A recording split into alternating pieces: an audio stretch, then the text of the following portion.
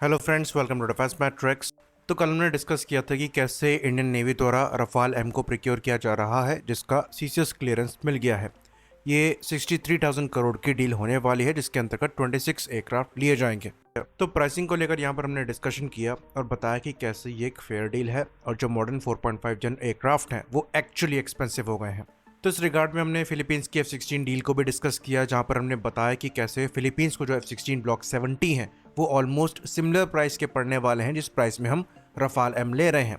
और रफाल की capability F-16 के मुकाबले काफ़ी ज़्यादा बेहतर है, चाहे ये फिजिकल परफॉर्मेंस की बात हो, वर्सेटैलिटी हो या फिर एवियोनिक्स की कैपेबिलिटी हो। ये F-16 ब्लॉक 70 से बेहतर एयरक्राफ्ट है।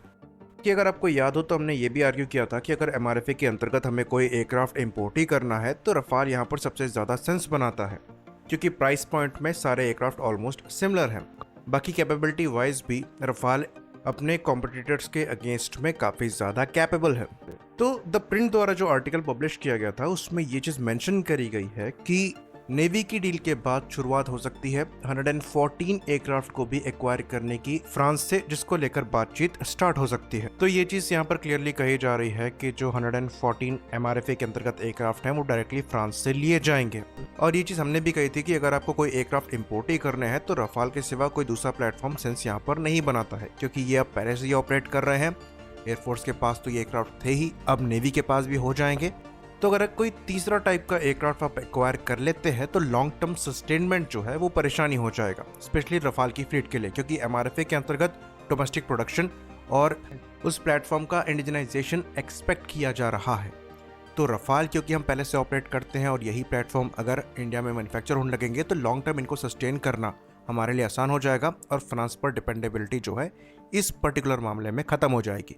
क्योंकि मिराज की फ्लीट को लेकर, जैगुआर की फ्लीट को लेकर ये चीज़ हम देख रहे हैं कि हमें सेकेंड हैंड पुराने एयरक्राफ्ट्स को देखना पड़ रहा है स्पेयर्स के लिए, ताकि हम इनकी फ्लीट को सस्टेन कर पाएँ। तो सेम परेशानी रफाल के साथ ना आए, इसके लिए बहुत ज़रूरी था कि इन प्लेटफॉर्म को इंडिया में मैन्युफैक्चर किया जाए और खाली असेंबली इनकी ना हो, जो मेजर कंपोनेंट्स हैं उनको भी इंडिया में मैन्युफैक्चर किया जाए और आगे चलते हुए जो लेवल ऑफ इंडिजनाइजेशन है वो इस प्लेटफॉर्म में बढ़ाया जाए।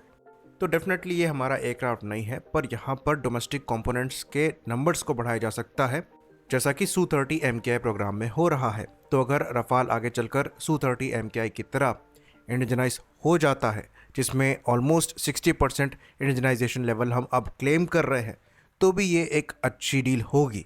बाकी एक और चीज़ यहाँ पर काफ़ी ज़्यादा सिग्निफिकेंट है और वो ये है कि अगर हम रफाल को इंडिया में मैन्युफैक्चर करेंगे तो बहुत ज़रूरी है कि जो M88 इंजन्स है इनको भी हम इंडिया में बनाएं, जैसा कि Su-30 MKI के लिए AL-31 इंजन्स को हम बनाते हैं। ऑल्दो कई पार्ट्स जो हैं वो रशिया से हम डायरेक्टली लेकर आते हैं इन इंजन्स को बनाने के लिए, लेकिन काफ़ी हद तक ये इंजन इंडिया में असेंबल होते हैं। तो M88 के साथ भी हमें ऐसी ही एक अरेंजमेंट पर काम करना पड़ेगा। तो वो रूम खोलेगा एक फ्यूचर के जेट इंजन डेवलपमेंट को लेकर। तो अगर फ्रांस के साथ हम 110 किलोन्यूटन क्लास के जेट इंजन डेवलप करने पर भी विचार करते हैं और उस प्रोग्राम को इस डील के साथ जोड़ देते हैं, तो हो सकता है एक बेहतर नेगोशिएशन लेवरेज हमें मिल जाए। बाकी एक काफ़ी आउटलैंडिश आइडिया हो सकता है, पर हमें ऐसा लगता है कि अगर US के साथ नेगोशिएशन में परेशानी आ रही है F-414 इंजन को इंडिया में मैन्युफैक्चर करने को लेकर, तो हम फ्रांस के साथ ये चीज़ आगे बढ़ा सकते हैं M88 इंजन के एक वेरिएंट की मैन्युफैक्चरिंग को लेकर, जो कि तेरस मार्क 2 और AMCA प्रोग्राम में जा सकते हैं, क्योंकि M88 एक बहुत ही बेहतरीन इंजन है और कई मामले में F-414 इंजन से भी ज़्यादा बेहतर है। ये मूव तेरस मार्क 2 और AMCA जैसे प्रोग्राम को डिले कर सकता है, क्योंकि अभी ये एयरक्राफ्ट F-414 को दिमाग में रखते हुए ही बनाए जा रहे हैं। तो M88 के लिए आपको रिडिज़ाइनिंग करनी पड़ेगी और ये अलग एक प्रोसेस चल सकता है, पर ये एक बुरा आइडिया नहीं है, स्पेशली अमेरिका की करंट फॉरेन पॉलिसी को देखते हुए।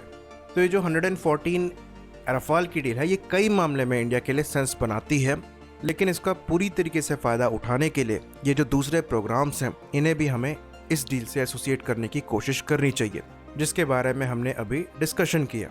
बाकी रफाल में इंडियन कंपोनेंट्स को ऐड करने को लेकर भी हमें डिस्कशन करना चाहिए। ये चीज़ हम जानते हैं कि नेवी की जब रफाल की डील चल रही थी तो वहाँ डिस्कशन हो रहा था इंडियन एवियोनिक्स के इंटीग्रेशन का, तो वो चीज़ एक्सटेंड करी जा सकती है इन 114 एयरक्राफ्ट में, ताकि हमें सहूलियत मिलेगी अपने डोमेस्टिक वेपन सिस्टम्स को इन प्लेटफॉर्म से इंटीग्रेट करने की। खैर हम यहाँ पर एक्सपेक्टेशंस काफ़ी रख रहे हैं, पर लॉजिकल यही लग रहा है। आई होप इन्फॉर्मेशन यहाँ पर क्लियर रही हो। इसी बात पर इस वीडियो को हम ख़त्म करेंगे। लाइक करिए, सब्सक्राइब करिए।